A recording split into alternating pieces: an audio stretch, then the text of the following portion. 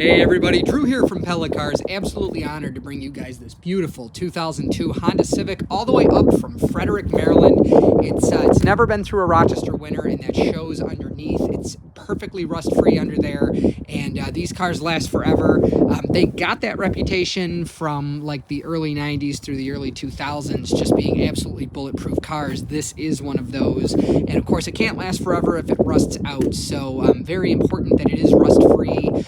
We're going to go over the entire car together, and I'll show you all the areas that would normally suffer from rust here in Rochester. You would know them if you've been shopping for one of these cars specifically, or if you've owned one in the past. You would know those areas, but we're going to go over them anyways, and I will show you close-ups of those areas. Now, being 22 years old and with 155,353 miles on it, it does have some cosmetic flaws, which we'll go over as we walk around. First would be the clear coat on the bumper is peeling. It's the front and back bumper, and the reason for that, by the way, is there's a couple different kinds of plastic on a car. The bumpers are like, I think they're polyurethane, but they're a flexible plastic, and they seem to take the worst beating from the sun. The rear view mirrors are a different type of plastic, and they do as well. The chrome here is pitted from the sun. And the car, we did have it polished, so it's got some good shine to it. It's kind of one of those Rochester cloudy days, but as you can see, it's got some good shine to it. You can see like the reflection of the building and even my phone there in the fender. So that polished up good, but unfortunately the plastic parts again took the beating from the sun a little bit worse. It's got excellent tires on it. There's more than enough tread there, probably about 75-80% of the tread remaining, and the brakes are perfect as well. I'm not sure exactly how much pad, but they feel fantastic, and you'll be able to experience that on the test drive. Moving along the side of the car, looks like there's a little bit of kind of a ding right there. You could see, I'm not sure if you can see, I'm kind of zooming in on it. The light kind of does that. There's a little bit, maybe like they bumped something, a blunt object or something. Little scratch in the door right there. And these, from the factory, for whatever reason, these were black. They actually look better chrome. The black rubber's peeling off. I suppose somebody very patient could peel it the rest of the way off and just enjoy the chrome, but you know, again, 22-year-old car, so little things like that to be expected. The sunroof works absolutely wonderfully, and we'll show that as well. Back tires are in good shape as well, not as much as the front, maybe 55-60% of tread back here. Excellent back brakes. There's a scratch there and a scratch there.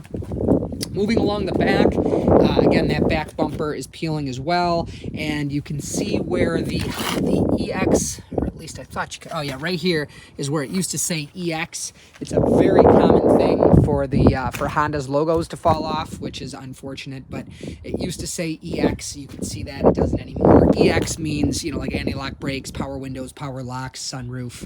It's the loaded model. It's the most loaded you can get for this year.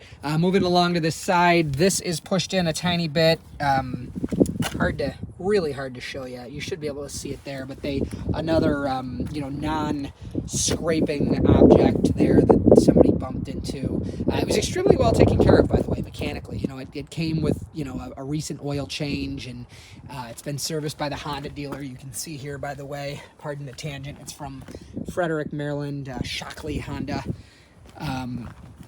But the person apparently bumped into a few things, and also they spilled a lot of coffee in it, which we'll get to that as well. That's as clean as it's going to get, unfortunately. But and then there's a scratch there on the door. Now, as promised, common areas, these rust out. So a 2002 Rochester car, this would be literally, and I don't mean to exaggerate, gone. It would be, you know, all bubbled here and starting to actually disintegrate into, you know, into the structure of the car. And as you see here, there's none of that drama going on at all.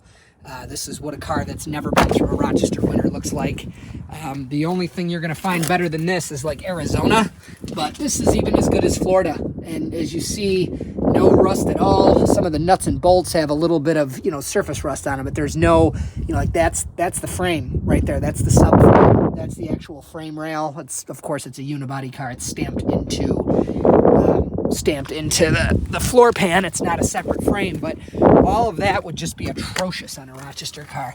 And you know, having bought many cars from Florida, this is no no worse off than a Florida car would be. Like, there's the gas tank. It's still black and shiny. Try to show you guys underneath the front as well. It's much more difficult to give you detail up front, but like, let's see. That's the subframe you're looking at right there. That's the exhaust. What else? There's like the tow hook. There's only a little bit of surface rust on that from where the paint was scratched off.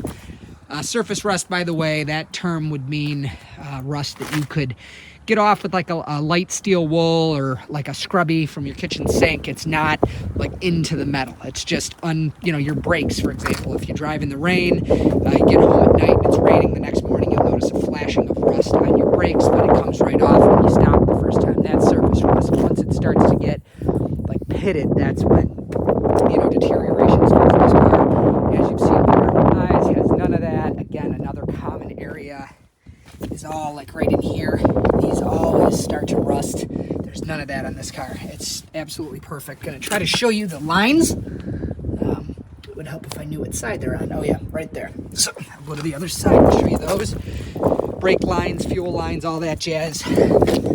Absolutely what you would expect from a car that's never seen winter. So inside, where you'll spend all your time, or most of your time when you are using it, is just about perfect. So the seats, front seats in incredible shape. These are really comfortable seats, actually, to try to give you guys not just a walk around of the car, but a review of it, if you will, a 22-year later review.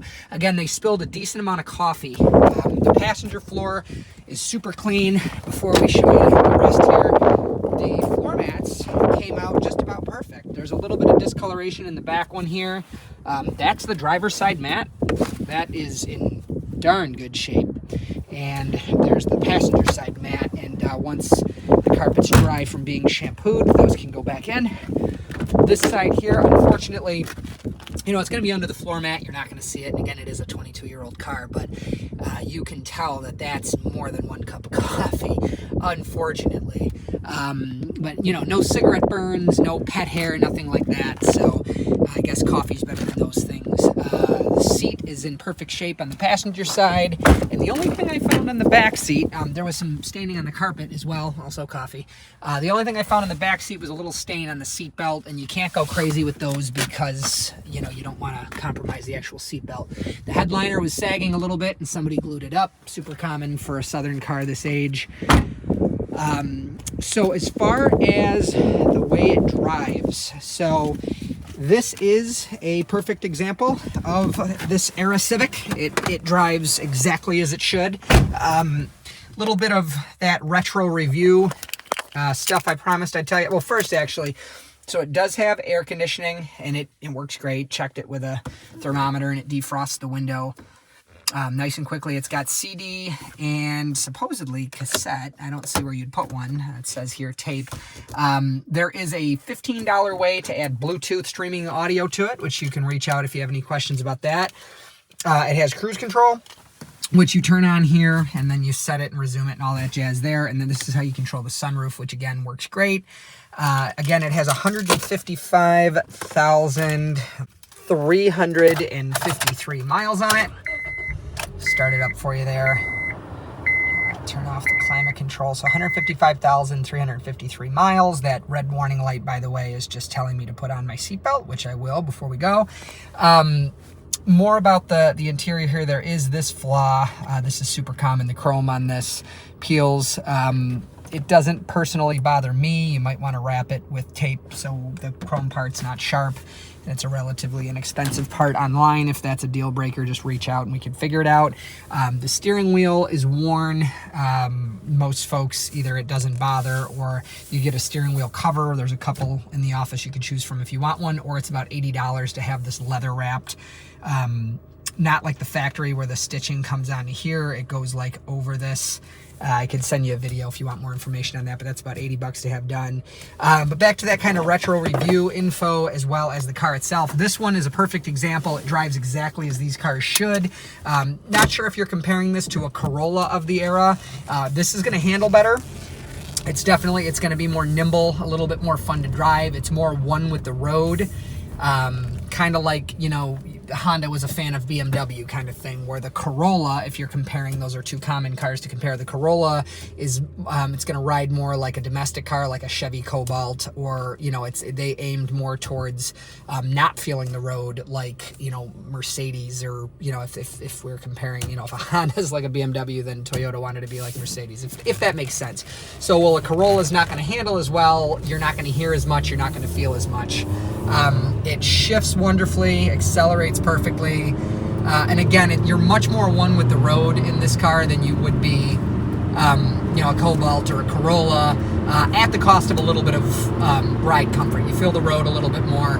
And again, you know, I remember when these cars were new, there's nothing about this specific one, should be in drive there instead of 3, there we go, that's imperfect. Just it's the way the car was designed. So here we are, 60 miles per hour, hand off the wheel, gonna get on the brakes kind of hard. There we go.